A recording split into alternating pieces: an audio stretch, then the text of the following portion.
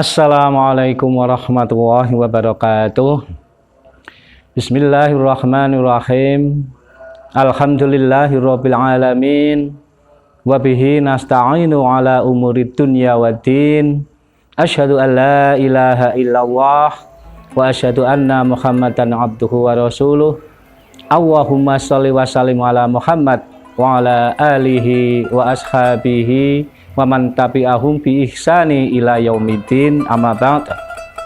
Kaum muslimin, muslimat rahimakumullah.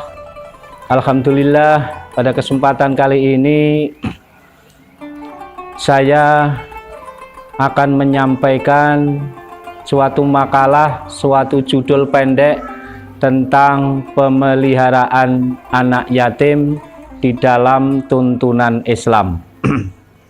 Anak yatim didefinisikan sebagai anak yang tidak mempunyai ayah. Di dalam kehidupan keseharian kita banyak melihat kenyataan ini, dan bisa jadi kita menganggap itu suatu hal yang biasa-biasa saja.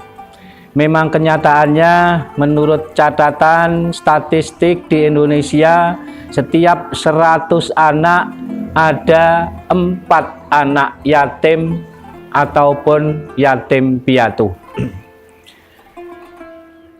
Padahal pada kenyataannya, meskipun kita melihat sebagai hal yang biasa, bagi anak yatim yang sudah tidak mempunyai ayah, itu mengalami suatu peristiwa yang sangat besar, yang jauh berbeda dari anak-anak pada umumnya yang memiliki orang tua yang lengkap. Secara psikologis, anak yatim, anak yang tidak mempunyai ayah, akan terganggu. Yang pertama, gangguan emosionalnya. Gangguan emosional yang sering tumbuh pada anak yatim adalah semisal anak tersebut susah untuk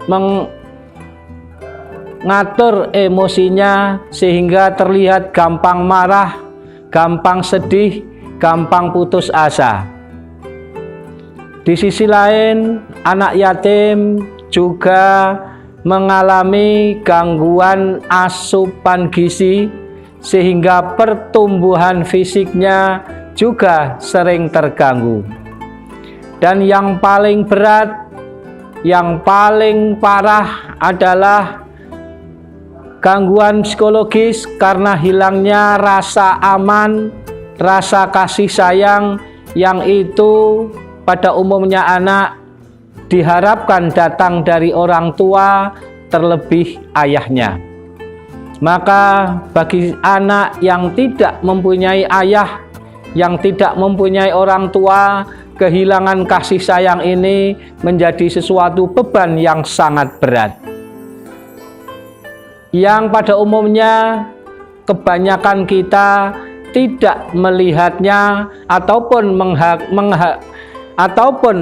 kita menganggap itu suatu hal yang biasa saja.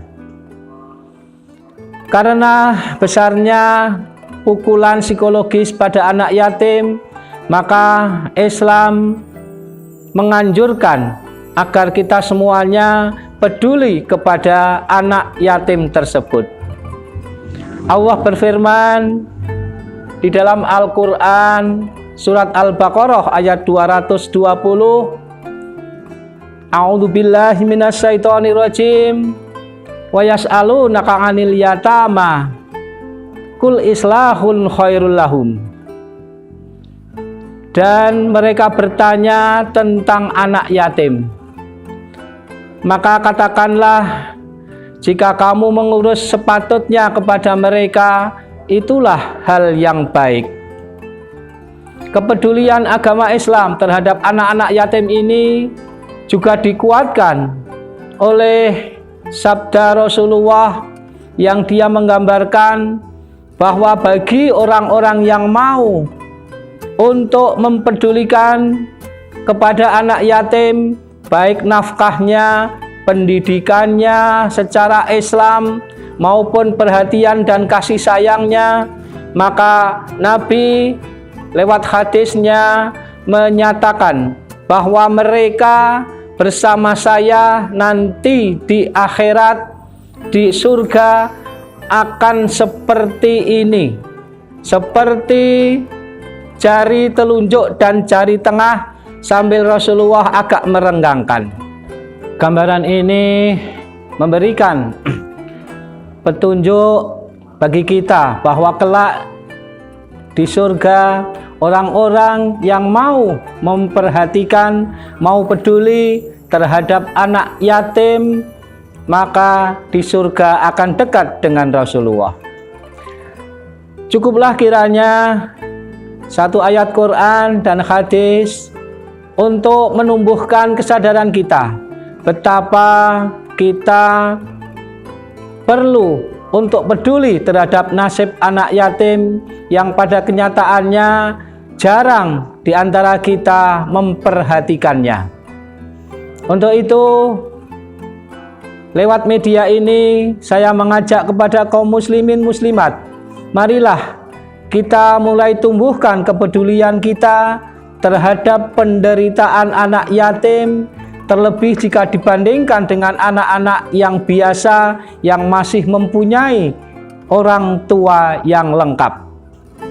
Kepedulian kita marilah kita wujudkan di dalam kemampuan kita untuk memberikan bantuan, memberikan sumbangsih apa saja sesuai dengan kemampuan kita.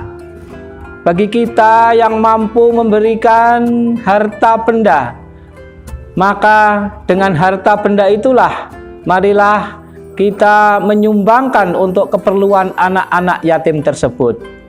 Bagi kita yang hanya bisa memberikan tenaga, maka memberikan tenaga untuk kepentingan anak-anak yatim tersebut cukup baik untuk diberikan. Bagi kita yang mempunyai pemikiran-pemikiran yang bagus untuk kemajuan anak-anak yatim tersebut, maka baik pula kita memberikannya. Pendeknya, sesuai dengan kemampuan kita masing-masing, marilah kita peduli dengan memberikan bantuannya. Kalaupun harta benda dapat berupa infak sedekah untuk keperluan anak-anak yatim.